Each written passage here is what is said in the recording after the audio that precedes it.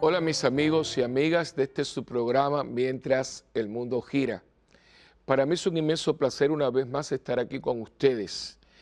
Ustedes siempre me dicen cuando nos encontramos en retiros, en talleres y demás, lo mucho que este programa les ayuda y ese es el propósito. El propósito principal es, por supuesto, darle la gloria y el honor que Dios se merece. Toda gloria, todo honor a Cristo Jesús, el Verbo encarnado, el Hijo del Padre, que nos da su Espíritu para que seamos su iglesia. Pero también quiero decirles que yo soy el que también quiero agradecerles porque con su apoyo, su oración, su acompañamiento y sobre todo el reto de ser instrumento de Dios para ustedes, de buscar la manera de crecer juntos. Por eso les doy siempre las gracias y no lo voy a dejar de hacer por permitirme entrar en sus hogares, por permitirme ser parte de su casa, de su hogar. Muchos me dicen que se sientan juntos. Hay una familia en Acapulco y les mando un saludo muy especial que dice que yo soy el tío, ¿no?, que comparte con ellos. Muchas gracias por las palabras de cariño, de afecto. Son muchos de ustedes y créanme que la productora Marisela me hace llegar todos sus correos electrónicos y aprecio mucho. No duden, no duden de que yo me siento muchas veces cargado por la gracia de Dios y también por sus oraciones. Dicho esto, pues vamos a comenzar, como siempre lo hacemos, con la oración al Espíritu Santo, la oración que nos ayuda a crear en nosotros la conciencia de que no podemos sin Dios. Y Dios nos permite ser a través de la acción de su Espíritu Santo en nosotros. En el nombre del Padre, del Hijo y del Espíritu Santo. Amén. Oh Espíritu Santo, amor del Padre y del Hijo, inspírame siempre lo que debo pensar, lo que debo decir, cómo debo decirlo, lo que debo callar, lo que debo escribir, cómo debo actuar, lo que debo hacer para procurar tu gloria en bien de las almas y de mi propia santificación. Espíritu Santo, ilumina mi entendimiento y fortifica mi voluntad. Dame agudeza para entender, capacidad para retener, método y facultad para aprender, sutileza para interpretar, gracia y eficacia para hablar. Dame acierto para empezar, dirección al progresar y perfección en el acabar. Amén. María, Madre del Buen Consejo, ruega por nosotros que así sea. En el nombre del Padre, y del Hijo, y del Espíritu Santo. Amén. Pues bien, quisiera antes que nada darle las gracias a Dios y también a ustedes porque por todo lo que ustedes me han dejado saber, me he dado cuenta de que todo lo que hicimos con el Padre Nuestro les ha ayudado. Y esa es la razón. La razón es que mientras el mundo está girando, nosotros que estamos en este mundo que nos ha tocado, nosotros trabajamos en él, nos movemos en él, vestimos más o menos, ¿verdad?, decentemente, como se viste en el mundo. Como decía un escritor sagrado, un escritor en los siglos primeros del cristianismo, hablando del cristiano, ¿no?, que somos como todo el mundo, pero somos diferentes. O sea, nosotros hacemos lo que hace todo el mundo, pero lo hacemos diferente. Y esa es la idea, que mientras el mundo gira, nosotros giramos con él, pero le damos como un sabor, como un toque. Yo quiero un toque de Dios, dice una canción de la Renovación Carismática Católica, y nosotros somos ese toque de Dios. Y entonces por eso es que yo me propuse, y por lo que ustedes me han dejado saber, les ha ayudado el coger el núcleo de cómo desmenuzar el Padre Nuestro, porque es una oración que al mismo tiempo es una metodología para nosotros poder crear una relación con Dios. Y creo que sencillamente, pero formalmente se pudo hacer. Ahora vamos a hacer algo parecido con los 10 mandamientos, lo que también se conoce como el decálogo. Y antes de empezar a ello, yo quisiera que ustedes más o menos se situaran un poquito. Ya en los próximos programas vamos a estar hablando de lo que nosotros conocemos como los 10 mandamientos, ¿no? Pero que quisiera ya desde el principio como dejar la base, el fundamento para todo lo que vamos a estar ya compartiendo de los 10, estas 10 palabras de vida. La palabra, antes que nada, perdón, se me olvidaba decirle que si usted tiene el catecismo de la Iglesia Católica a mano, pues es como en el colegio, ese es el libro de referencia. De hecho, yo he basado todo, el estudio, las notas, precisamente en el catecismo de la Iglesia Católica que nos dejó San Juan Pablo II, dentro de las muchísimas cosas que el Papa Juan Pablo nos dejó. Uno de ellos es el regalo del catecismo, porque había un catecismo muy bueno, y con él yo me preparé para mi primera comunión, y me imagino que muchos de ustedes también, pero hacía falta un catecismo más profundo, más a tono con el mundo que estamos, porque las cosas han cambiado mucho de una manera rápida y dramática, Nos despertamos un día y esto está totalmente cambiado. Ha habido, y de esto hemos hablado anteriormente, un cambio de época como pocas veces ha sucedido en la historia. Hay que ver cosas que uno dice, pero ¿cuándo es que cambiaron esto? Y han cambiado, y creo que están cambiadas para siempre. La manera en que vemos la vida, desde su concepción hasta el final, la niñez, la familia, el matrimonio, la economía, las palabras como globalización, la ecología, el individualismo que nos ha arropado, el secularismo que está haciendo estragos dentro de la sociedad occidental. O sea, una cantidad de palabras que uno las escucha muchísimo, pero no sabe, yo creo que no estamos conscientes del impacto que tienen en nuestra vida, y por eso era muy necesario, y creo cada vez que lo consulto, y más ahora que para prepararme a esta programación que vamos a tener, me he dado cuenta de la riqueza que nos deja el Papa en este nuevo catecismo. Ese es el libro que vamos a tener junto, por supuesto, con la Biblia, porque todo lo que está en el catecismo viene de la Biblia, para poder referirnos a él, y como dicen en la escuela, esa es la asignación, la tarea que les voy a dejar de vez en cuando para que usted pueda entonces profundizar, porque el tiempo es muy cortito en que vamos a estar. Esto sería, si estuviéramos en la parroquia, pues un curso de un año, pero no tenemos un curso de un año, tenemos programas de más o menos 55 minutos. Pero lo que voy a tratar es como abrirle la posibilidad para que ustedes entonces después en grupo, usted mismo, con la familia, puedan entender lo que Dios quería cuando nos dio sus 10 palabras. La palabra decálogo significa 10 palabras. De hecho, yo tengo un amigo mío judío, un gran amigo, que él vive, por supuesto, en Israel. Es un hombre, es un scholar, es un hombre académico, es un hombre judío, pero yo digo que es judeo cristiano porque tiene un conocimiento, además de tener unas relaciones muy hermosas y muy íntimas con muchas de las personas de la Iglesia Católica. Algunos son jerarcas de la Iglesia Católica, un hombre que ha tenido mucho que ver con algunos movimientos dentro de la Iglesia.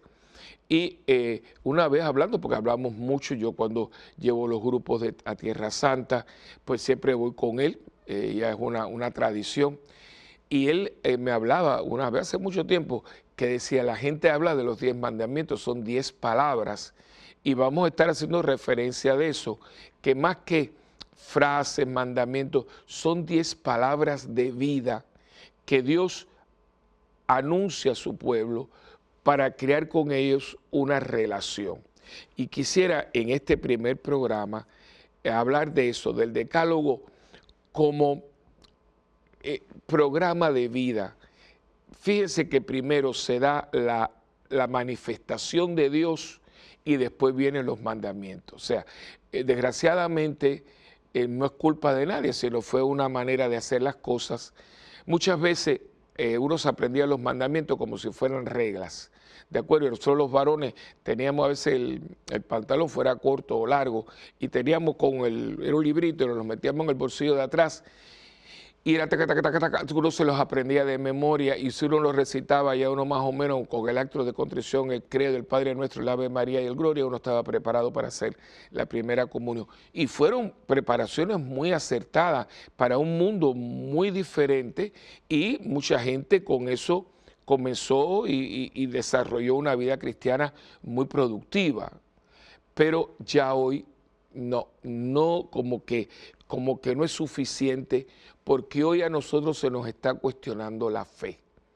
Aún mismo nosotros, frente a acontecimientos de todo tipo en nuestra propia vida, nos hacemos preguntas mucho más radicales y mucho más peligrosas en algunos momentos que lo que mi abuela, mi bisabuelo o mi padre inclusive podía. Entonces, mientras este mundo está girando a una velocidad vertiginosa, donde se están suscitando problemáticas, dudas, acertijos y demás, nosotros tenemos que tener una clara conciencia de lo que Dios quiere de nosotros y para nosotros. Ahí es donde entra entonces una relación con Dios.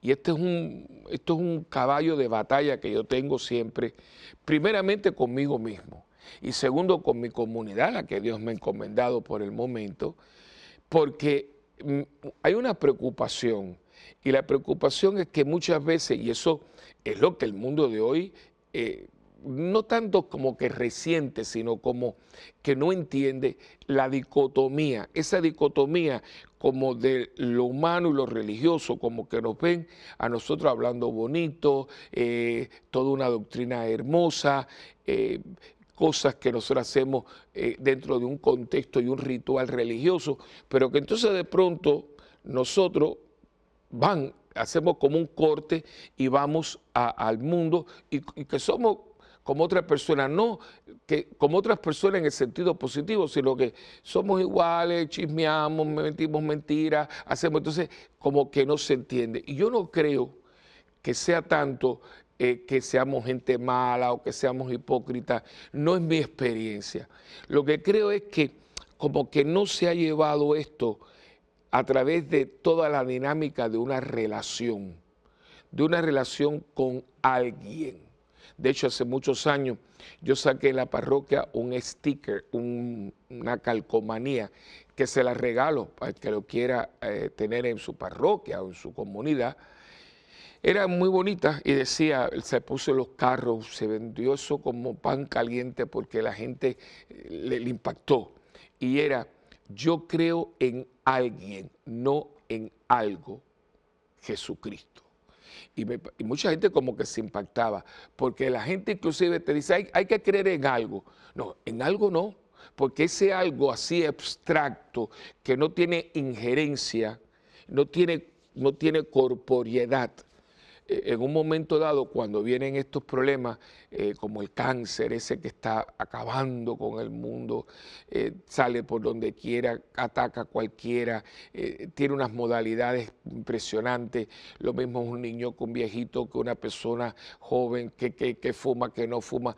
Sí, hay cosas que uno puede hacer para precaver, pero los mismos médicos no saben qué está pasando y de pronto una persona llena de vida, de pronto se te va en 6 meses, los accidentes, los ataques terroristas. Es un mundo que de pronto nos hemos despertado con él y uno dice, pero ¿qué es esto? ¿Qué pasa? Y ahí es donde uno tiene que encontrar a Dios. Es un reto grande que tiene el cristianismo. Un reto grande, las desigualdades sociales, la polarización que tiene el mundo. Pocas veces el mundo ha tenido la polarización que tiene la izquierda y la derecha y no hay punto de encuentro, no hay punto de encuentro. Y fíjense que esto lo estamos llevando a cabo hombres y mujeres que nos llamamos y creemos en lo que decimos, que somos cristianos. Seamos ya cristianos católicos o cristianos no católicos, porque esto nos arropa a todos. Entonces, cuando Dios se manifiesta a su pueblo, fíjense que es un encuentro y todo comienza cuando Dios se manifiesta, y como siempre, en esta historia de la salvación, que es lo que nosotros conocemos como la Biblia, hay una iniciativa por parte de Dios impresionante. El que toma la iniciativa es Dios, y todo lo que está relacionado con el decálogo, con los 10 mandamientos, es una iniciativa de Dios, porque esto, para entenderlo, hay que empezar cuando Dios se manifieste la zarza ardiendo. Fíjese que es muy interesante que cuando ya Moisés cree que todo se ha acabado, ya Moisés ha quemado la etapa de ser príncipe de Egipto, acuérdense que él mata a un egipcio, se tiene que escapar, se va al desierto, se casa, tiene su familia. Es como cuando ya está retirado. Y eso yo a veces me maravillo, porque veo que es como una parte de la pedagogía de Dios. Y conozco muchos casos, entre ellos la Madre Angélica, la fundadora de este canal. Cuando la Madre funda este canal, que ahora va a ser 36 años de esa fundación, la Madre no era una jovencita, ella era una mujer, no era una anciana, pero ella era una mujer madura. En Puerto Rico, Sorisolira Ferré, una mujer impresionante, con toda la obra de las comunidades que ha establecido. Más de 60.000 personas de toda edad se benefician de las escuelas de artes y oficio y todo lo que tiene ella. Fue una cosa impresionante. Y aquí mismo, vuelvo a repetir, son 36 años que pasaron. Hace poquito ya va, pero más o menos. Pero estas mujeres, sea Sorisolina, sea la Madre Angélica, la Madre Teresa, no fueron llamadas por Dios en un momento que uno diría, bueno, mire, que estaban en plena lozanía, que tenían una energía. La tenían, pero ya eran mujeres. Ya la Madre Teresa ya era una religiosa de votos perpetuos, que llevaba muchos años ya trabajando en la congregación de las Hermanas del Loreto. Y uno se pregunta, estoy hablando de esto porque cuando Dios decide llamar a Moisés para que sea instrumento de encuentro con su pueblo, que se sentía totalmente abandonado y abatido, ya no es un muchachón, ya no es el príncipe hermoso, lozano de Egipto, ya es un hombre que ya está retirado. Y piense usted que eso sería un tema para otro día. ¿Cuánta gente se retira y se retira de la vida? No se retira del trabajo, se retira de la vida. Como que si esto se acabó. Esto se acaba cuando uno se muere. Mientras uno está vivo, algo Dios tiene que estar haciendo con uno, porque yo sí suelo decir que cuando Dios termine conmigo, yo me muero. Ya, el día que yo me muero, se acabó. Por lo tanto, si usted está vivo y yo estoy vivo, es porque algún plan Dios tiene. Será este, o será algo parecido, o será aquí, o será en otro lado. Pero algo está haciendo con nosotros. Y en esa dinámica es que Dios entra en la vida de Moisés y en la vida de un pueblo que va a ser el pueblo elegido. Y acuérdense que él está pastoreando, de pronto ve este fenómeno de una zarza que se consume, que arde pero no se consume, y eso lo asombra y se acerca, y de pronto la voz de Dios, que eso tiene una voz espectacular, dice, quítate la sandalia porque el terreno que estás pisando es terreno sagrado. Y ahí empieza la conversación y viene la famosa pregunta, ¿quién eres? Yo soy es mi nombre, que de ahí viene la palabra Jehová, ¿no? Yahvé, Jehová, que tanta gente tiene tanta problemática con esto y no es un nombre, es el juego de letras que significa yo soy. Dios no tiene nombre, decir que es Jehová, eso no es un nombre, es la definición de yo soy, que es muy sintomático por las veces que Jesús en su propia vida va a utilizar esta frase, ¿no? Yo soy la luz, yo soy el camino, yo soy la resurrección, yo soy la vida, yo soy el pan de vida, que evoca el nombre de Dios. Jesucristo es el Dios encarnado. Y ya en ese momento Dios se revela para que Moisés se convierta en el vocero de Dios. Y entonces como Moisés era tartamudo, pues le costaba un poco, pues entonces le dice, vas a ir con Aarón que va a ser como tu intérprete, y todos nosotros después conocemos todo lo que viene. Vuelven a Egipto, allí confrontan al faraón. El faraón se obstina, no quiere, hay una competencia con los magos y las demás. Ustedes han visto también la película. Pues entonces hasta que viene el famoso día, el día cuando el ángel exterminador pasa y solamente se salvan aquellos que tenían sus casas, los dinteles de las puertas marcadas con la sangre del cordero. Ese día es el paso, de ahí viene la palabra Pascua, que se llama paso, y el pueblo queda liberado por el paso y es liberado. Ese pueblo que sale de Egipto es la gran hazaña de Dios, porque parece que este pueblo estaba totalmente esclavizado. ¿Y cuánta gente murió esperando este día? ¿Y cuánta gente pensó que este día no iba a venir nunca? Porque estamos hablando de la gran potencia mundial que era Egipto.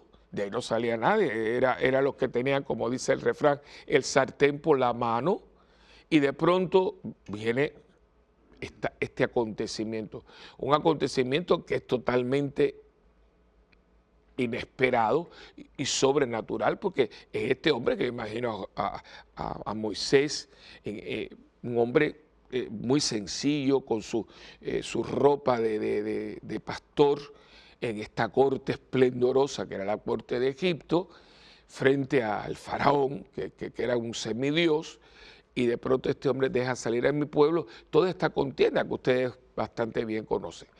Pero entonces este pueblo que ha sido liberado, esta palabra es muy importante, que Dios ha pasado, los ha liberado y los ha sacado de la esclavitud a la libertad. Y esto son palabras muy profundas, palabras graves, esclavitud y liberación, que sigue siendo el núcleo de lo que es la vida cristiana. La vida cristiana está basada en que estábamos muertos y hemos resucitado. Éramos hombres viejos, cansados y agobiados por el peso de la vida, y ahora somos hombres llenos de vida, aligerados para vivir una vida desde otra perspectiva. Eso no ha cambiado, sigue siendo la realidad. Este paso de una a otra vida lleva a este pueblo a sentirse un pueblo nuevo. Ya no es el pueblo aplastado, ya no es el pueblo esclavizado, ya no es un pueblo que no tiene esperanza, ni espera nada ni de nadie. Ahora es un pueblo que se siente libre, es un pueblo que tiene esperanza, un pueblo que se le ha prometido algo muy hermoso, ¿verdad? Porque se le había prometido a Abraham y a su descendencia una tierra que manaría leche y miel. Y este pueblo sale. Y entonces aquí viene el momento grande, el encuentro de ese pueblo que ha sido liberado por un Dios, pero un Dios que no conoce. Un Dios que ha tomado una iniciativa en favor de ellos, pero todavía no ha habido un encuentro de tú a tú. Es como si usted vive en su país y de pronto alguien que lo quiere conocer o que quiere entablar una relación con usted, le manda un boleto y le manda también todos los boletos para el hotel y todo. O sea, le da un viaje de esos de sueños, ¿no? Que lo van a recoger, el chofer, el lugar, todo para que usted se encuentre con esta persona. Eso sucedía mucho antes, claro, cuando las comunicaciones no eran como ahora, que habían programas de televisión y demás que a las personas las volaban. Todavía creo que quedan algunos que las personas son invitadas al programa con todos los gastos pagos. Es decir, yo quiero que en este programa esté fulano de tal. Pues entonces le pagan el pasaje, la estadía, los van a buscar al aeropuerto para que estén en este programa. Pues Dios hace todo esto que hizo con los israelitas en Egipto para que ellos puedan venir a un encuentro con Él. Y ese encuentro nosotros lo conocemos cuando ellos llegan ¿a dónde? Al monte Sinaí, el monte de Dios. Este monte todavía existe. Y yo he estado en él varias veces. De hecho, cuando hemos ido, yo siempre hago los viajes un poquito diferentes, pero algunos de los viajes que hemos hecho, que hemos ido a Egipto, hemos venido por todo el desierto del Sinaí. Y cuando llegamos al Sinaí, que por cierto hay un monasterio de monjes ortodoxos a Santa Catarina, muy antiguo, con una biblioteca que es una joya en el mundo entero, muy bien llevado, con mucha mística, con mucho silencio, con mucha oración, aunque no son católicos, pero son ortodoxos y son gente de una gran tradición, son hermanos nuestros también en la fe. Y ese monasterio está en la ladera del monte. Es un monte que todavía hoy, y nosotros hemos celebrado misa en el monte como tal, de noche. Se han sido unas experiencias muy lindas, muy bonitas y muy impresionantes. Todavía yo me erizo a compartir esto con ustedes porque ese monte definitivamente fue el monte de Dios. Allí no hay vegetación, no es como un monte lleno de árboles, no, es rocoso y roca fuerte. Lo que pasó allí tiene que haber sido tan espectacular, tan imponente. Usted se imagina, use un poquito la imaginación, todo este pueblo abajo.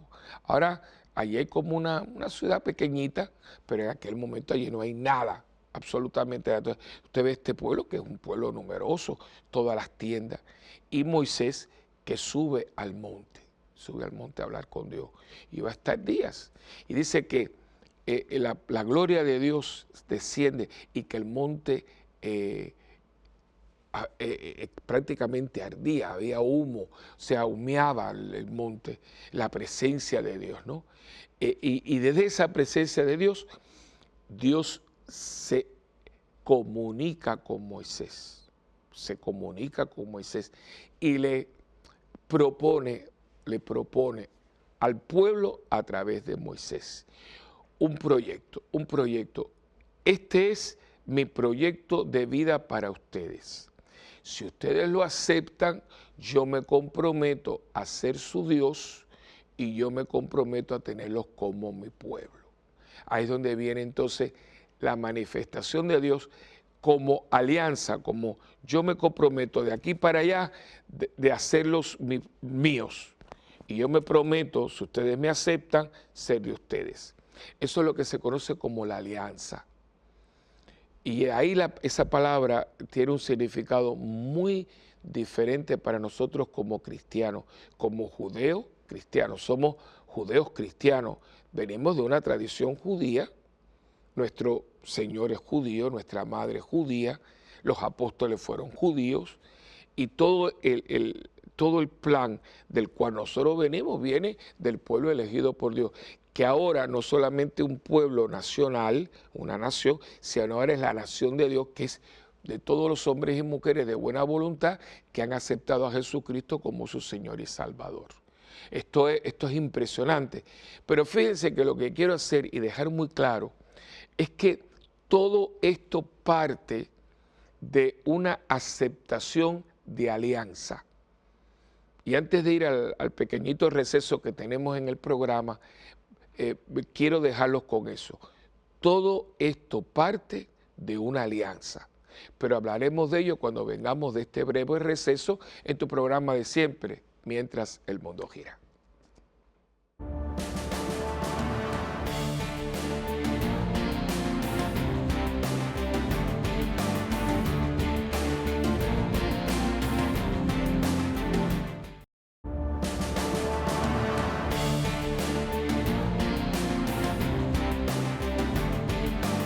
Bueno, aquí de nuevo con ustedes, siguiendo este tema espectacular, tan hermoso, bonito, un tema lindo, como todos los temas de Dios, pero este es un tema que va al principio de todo y es el tema de la alianza.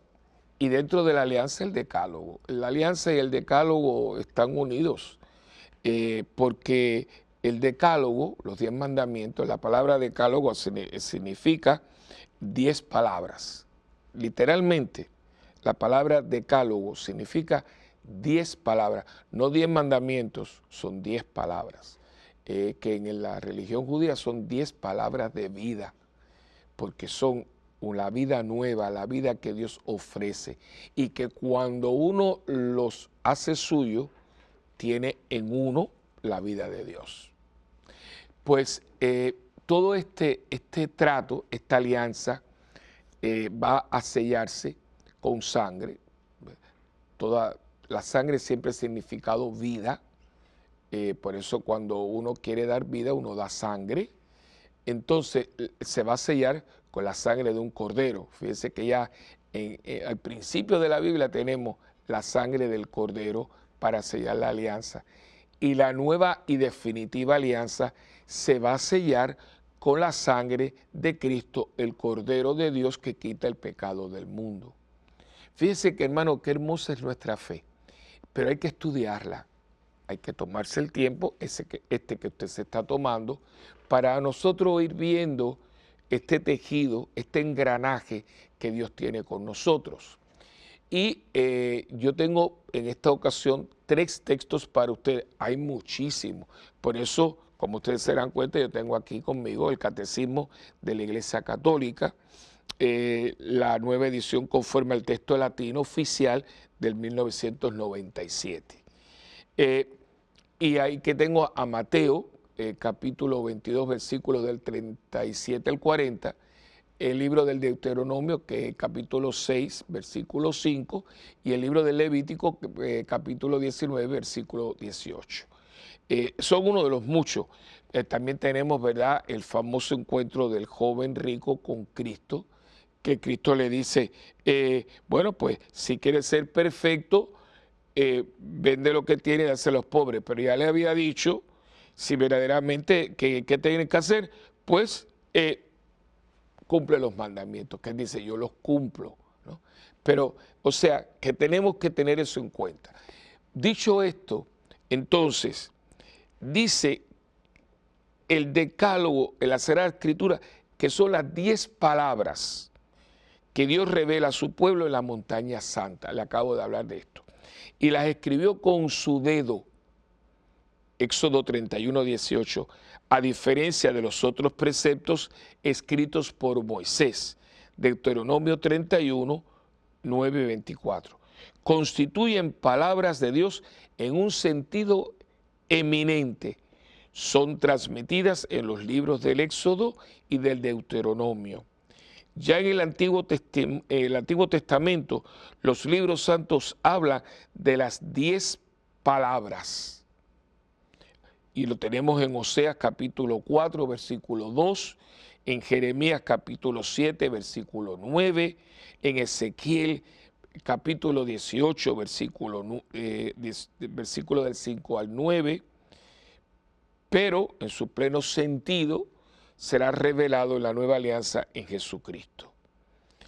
Estas 10 palabras, vean aquí es muy importante, estas 10 palabras, bien sean formuladas como preceptos negativos, prohibiciones, o bien como mandamientos positivos como honra a tu madre y a tu padre, indican las condiciones de una vida liberada de la esclavitud del pecado.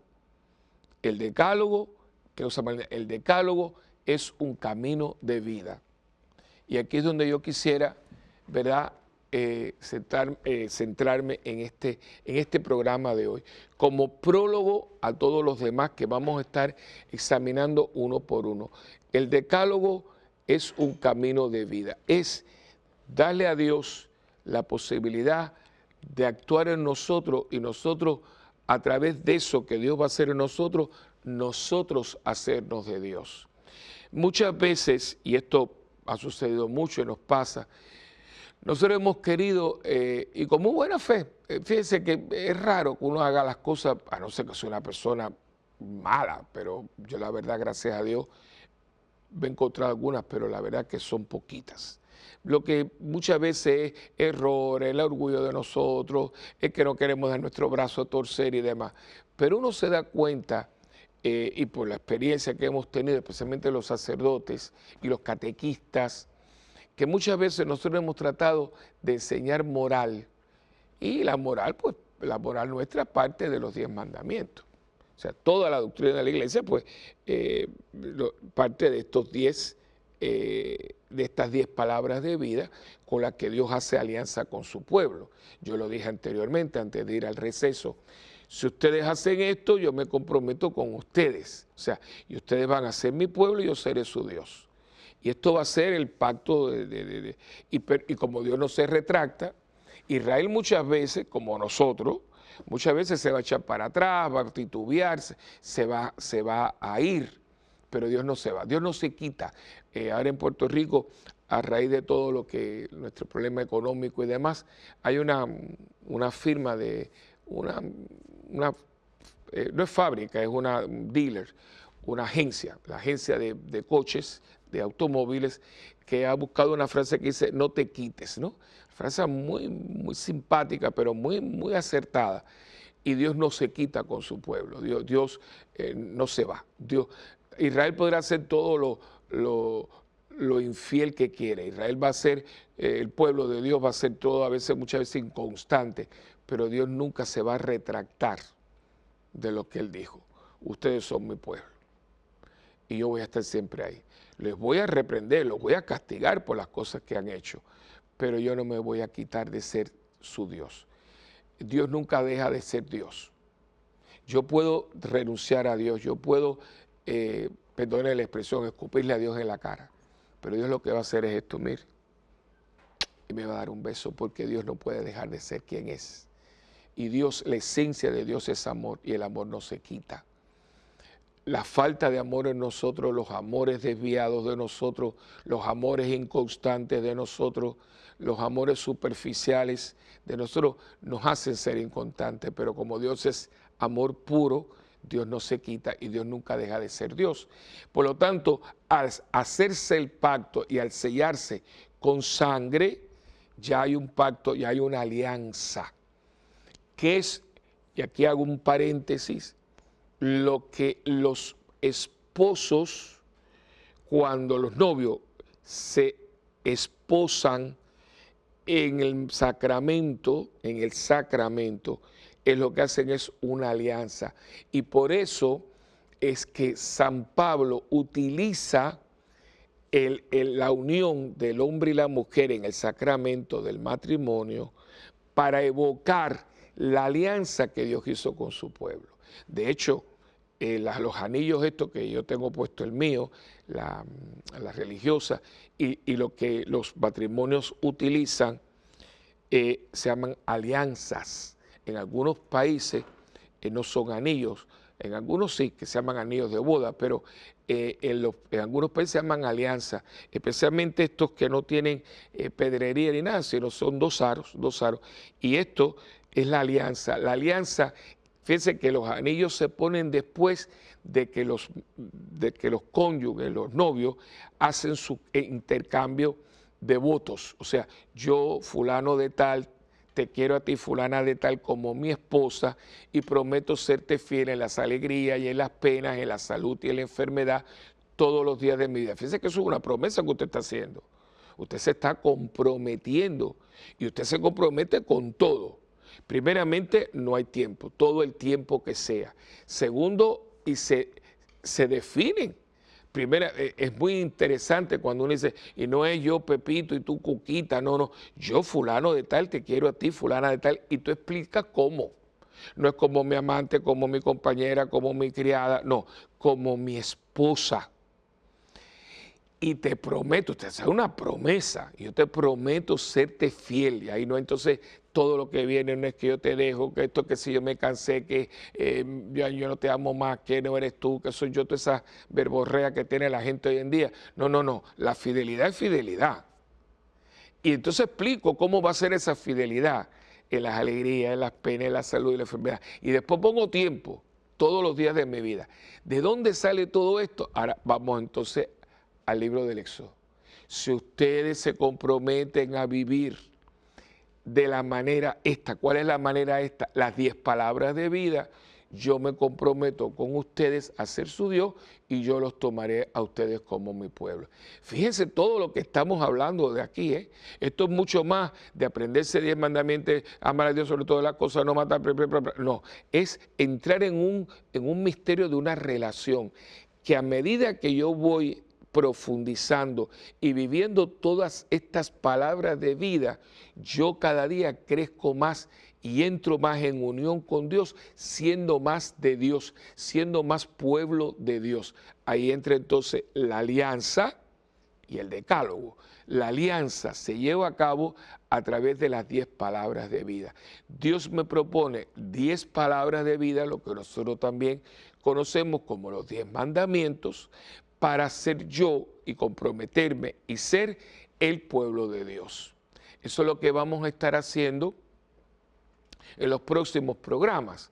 Ya una vez que yo dejé claro, y quiero dejarlo claro, que esto no es para aprenderlo y hacer entonces la primera comunión. No, no, no, no, no. Yo no me los aprendo, yo los vivo. Los primeros 3, que vamos a verlo en el próximo programa, que tengamos juntos, los 3 primeros tienen que ver con Dios, los otros 7 tienen que ver con el prójimo. Pero estos 3 iluminan estos 7. Es hermoso, ya hablaremos de ello. Entonces, ¿qué pasa? Que para esto hay que tener el encuentro. Que por eso, tanto en el concilio como los documentos últimos del episcopado latinoamericano, especialmente ahora en la última reunión de los obispos de América Latina en Aparecida, ya Juan Pablo II lo había recalcado muchas veces, se está hablando y se ha hablado mucho del encuentro con el Cristo vivo. El encuentro del pueblo de Israel en la montaña santa es un encuentro con el Dios vivo. Por eso retumbaba la montaña y tenemos todas esas figuras del monte humeando y los truenos que decían no queremos, que tenemos miedo. Toda esta descripción, porque es el Dios de la vida. No es un Dios muerto, no es un Dios de estatua de piedra, es un Dios vivo que habla, que se hace presente, que hace portentos, que abre el mar, que los trae, que los lleva hacia una tierra. Y ellos tienen la experiencia, esa experiencia de que es un Dios que no es una teoría, que no es un concepto, que es una realidad, es alguien, no es algo.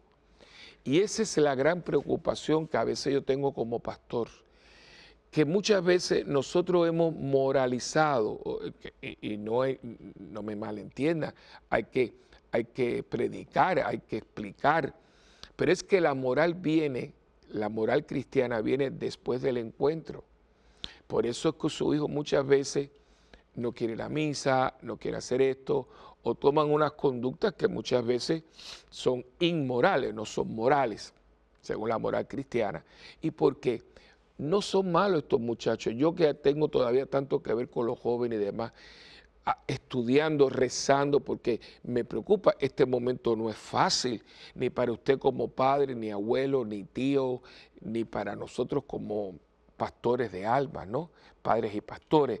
No, pero ¿qué pasa? Que este muchacho que es noble, que tú le puedes pedir cualquier cosa, que puede estar en la parroquia trabajando, le cuesta tanto visualizar y vivir algunas cosas que nosotros eran normales. Voy a hablar, por ejemplo, de un tema muy sensible, pero con mucho respeto que ustedes se merecen, usted y todo, ¿no?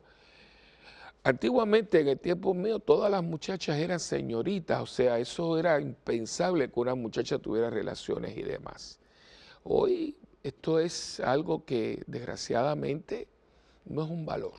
Sí hay un grupo de jóvenes que tratan, pero como valor, como una muchacha que no se podía ver de otra manera. No, que no, era impensable. Hoy en día muchísimas personas van al matrimonio ya con relaciones anteriores y demás. ¿Por qué? ¿Por qué este cambio? ¿Qué es lo que aquellos veían y esto no ven? Yo creo que aquí es donde está todo esto, y se los voy a explicar con una anécdota. Yo tenido en un retiro que estando para jóvenes, en un momento dado después me puse a confesar.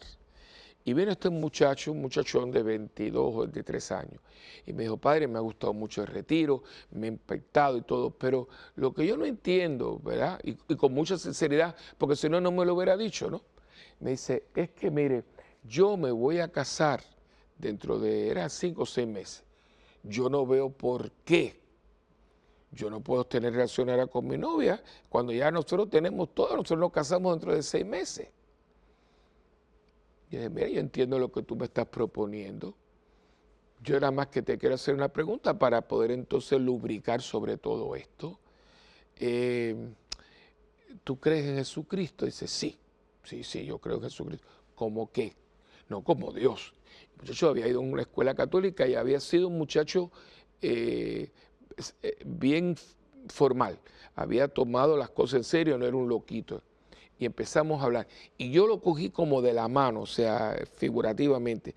Y lo fui llevando a través de ese encuentro, de ese conocimiento, porque él creía en Jesucristo de una manera muy clara. Estuvimos hablando como 2 horas y pico.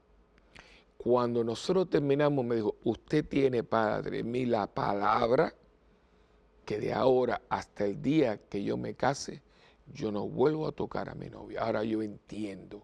¿Por qué? Porque toda la teología del cuerpo parte de un encuentro con Jesucristo que le da significado a lo que nosotros somos como personas, en todo lo que nosotros somos como personas, mente, alma, cuerpo, todo. Pero ¿qué pasa? Si yo lo que le digo a la gente, no hagas esto, no hagas esto, no hagas esto, no hagas esto, y no le digo el por qué, no le doy el fundamento, no le doy la razón, hoy en día eso no funciona. Con todo respeto, por lo menos es mi opinión. Lo que vamos a tener gente que hace, pero ¿por qué? ¿Qué es lo que a usted le pasa a veces con sus hijos? No que tiene, porque es pecado. Mami, para ti, para mí no. ¿Por qué para mí no? ¿Por qué para mí sí y para ellos no? ¿Qué pasó? ¿Qué cortocircuito hubo ahí que no hace que ellos lo puedan ver? Que yo creo que le falta esto. Le falta la experiencia del encuentro. Las 10 palabras, los 10 mandamientos vienen después del encuentro. Primero viene la experiencia del Dios portentoso, el Dios que libera, el Dios que se acerca, el Dios que interpela, el Dios que propone, el Dios que se da. Y una vez que tú tienes esa experiencia de Dios, entonces ahora te dice, ¿quieres ser mío? Pues vamos a hablar. Y sigue sucediendo. Esta es la dinámica de la vida cristiana. Nosotros hemos sacramentalizado a las personas el bautismo, la primera comunión, inclusive ahora, inclusive en algunos lugares, están pensando dar la confirmación el día de la primera comunión. Yo sé que litúrgicamente y otras cosas, en mi opinión muy sencilla, de un sencillo y humilde pastor de almas. Yo no soy nadie.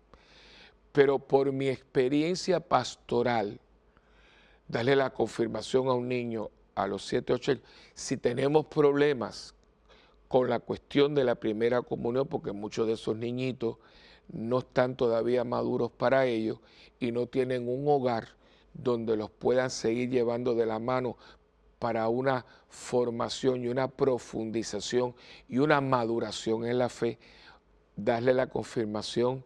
Yo creo que esto para mí es irresponsable. No hay apuro, no hay apuro. Sí, la gracia de Dios, los 7 dones del Espíritu Santo, por supuesto, pero hay una realidad, hay una realidad. Tenemos que conocer a la gente. Nuestros niños a los 7 años están preparados porque si no están preparados, pero tienen a sus papás que lo preparen, porque ¿qué está pasando? Y usted, me imagino que si hay algún sacerdote hermano mío viendo esto, los tenemos el sábado haciendo la primera comunión y el domingo no van a misa. ¿Por qué? Porque un niño no guía, un niño no tiene coche, un niño no tiene los medios.